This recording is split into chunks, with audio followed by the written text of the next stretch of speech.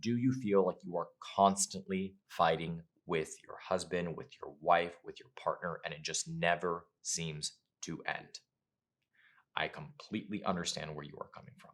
And I know how difficult that can be because, look, the reality of the situation is arguments are inevitable.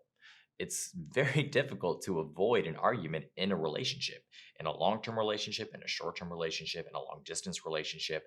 Any way you spin it, there is going to be the potential for some kind of disagreement, some kind of argument, because you are two different people with different ideologies, right? Different viewpoints. And sometimes you won't always see eye to eye, but it's really about how you navigate that situation that makes all the difference in the world. So, I wanted to give you some tips, some recommendations as to how to navigate this, right? How to potentially prevent arguments. Now, it's not going to stop arguments altogether, or maybe it will, who knows? But my point in all of this is that I want to reduce the amount that you are arguing with your husband, your wife, your partner.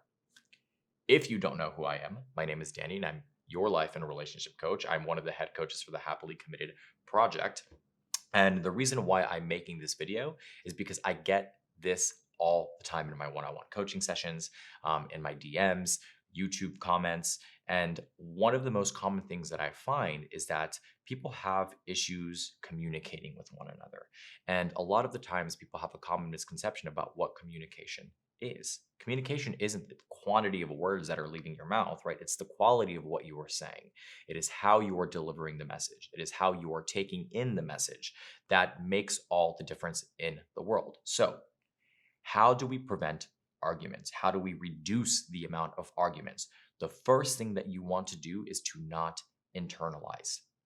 If you are somebody who is avoidant, if you are somebody who does not like conflict, then you most likely internalize your emotions, your thoughts, the ways that you're feeling, right? And when you start to internalize, what actually ends up happening is you start to grow resentment, you start to grow frustrations because you feel like you just cannot express yourself.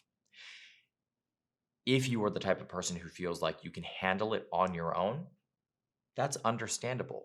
But the reality is, you're not going to be able to handle it on your own every single time. And your partner is there as your partner, right? So you should be able to confide in them. You should be able to lean on them when you are having issues. So do not internalize. Express the way that you are feeling to your partner.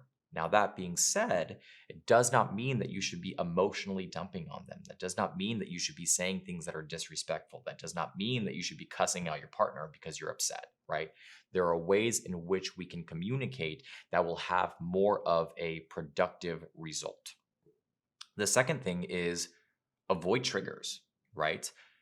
You know your partner, you know their triggers, you know their hot buttons, and you would be lying if you said that you have not tried to pull that trigger or push that button at least once in the relationship because you were upset about something or you feel like they were doing that to you, right? Almost this retaliatory defense strategy. We know it does not work, right? Because if you're actually trying to resolve conflict, the last thing that you want to do is piss off your partner. If you piss them off, they're just going to shut down even more. So avoid those triggers at all costs. The third thing is, as I mentioned earlier, communication. Have solid communication with your partner. Now, what does that mean? There is a multitude of different things when it comes to communication, right? Communication is layered. It's not just about talking and talking and talking and talking and talking, right? Because there's a difference between talking at somebody and talking with somebody. There is a difference between when you are expressing yourself, expressing it as a whole message and expressing it as a contaminated message. There is a difference between a fair fight and an unfair fight. There is a difference between verbal cues and physical cues. All of these things contribute to your ability to effectively communicate with your partner. And look, I know how overwhelming that may sound because it literally sounds like I gave you a list of a million things that you have to do in order to communicate well, right? If you feel like you just have no idea where to start, I highly recommend getting our communication product. It is something that I created specifically for this type of situation. It breaks down the fundamentals of communication, and it also teaches you and shows you a step by step of how to resolve conflict. So if this is one of the major issues in the relationship, then like I said, I guarantee you it is going to change the dynamic of the relationship. It is going to change the way you view communication and the way in which you communicate with your partner. If you're wondering where you can get it, we have a product section on our website that you can click on, and I'll give you more details towards the end of this video because I don't want to take too much time talking about that, but just know that there is a resource for you that you can utilize. The fourth thing is empathy, right? And respect. Putting yourself in your partner's shoes. If you have a tendency of viewing things from your own subjective lens, it's going to be really difficult for you to resolve issues because you're only viewing it from your perspective. You have to step outside of yourself. You have to try to understand where your partner is coming from because their feelings are also valid. It's not just about yourself. It's not just about the way that you're feeling. Now, that's not to say that your feelings aren't valid either. But if you have two people coming at the situation subjectively, the likelihood for you guys seeing eye to eye is going to be slim to none. So you have to be able to view the situation objectively. And the way in which you do that is you put yourself in your partner's shoes and try to understand where they are coming from and vice versa. They should be doing the same thing as well. Coupled with that is going to be patience.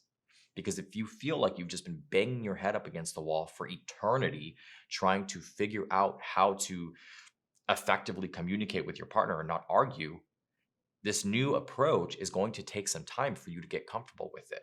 So allow mistakes to happen, right? Understand that you're going to have hiccups. Be patient with the process because eventually what will happen is it will become like second nature and you will actually start to be able to resolve conflict and have less arguments more frequently. The last part of this is allow for space.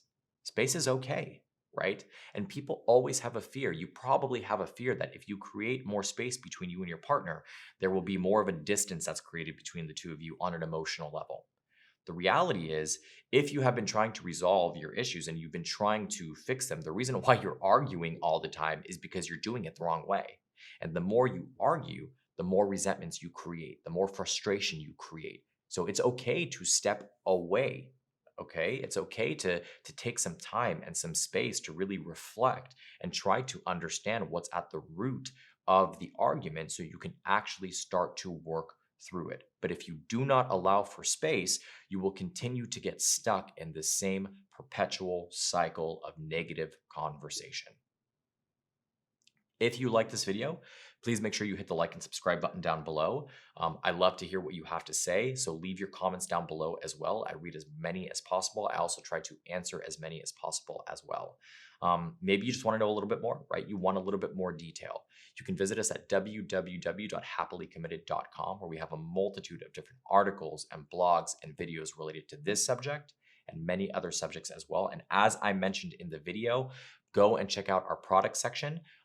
It is incredible. We have a ton of tools and resources for you. And as I mentioned in the video, we have that communication training, and it is something that I know will impact the way in which you are able to handle arguments, and it will have a positive effect for the two of you. If you want a one-on-one coaching session because you just feel like your situation is very specific, we do coaching for couples and we do coaching for individuals. I would be more than happy to support you through that process. You can book that session via the website, either with myself or any of the other amazing coaches that we have on the team. Again, my name is Danny. I'm your life and relationship coach. I hope you're staying happy and healthy, and I'll see you soon.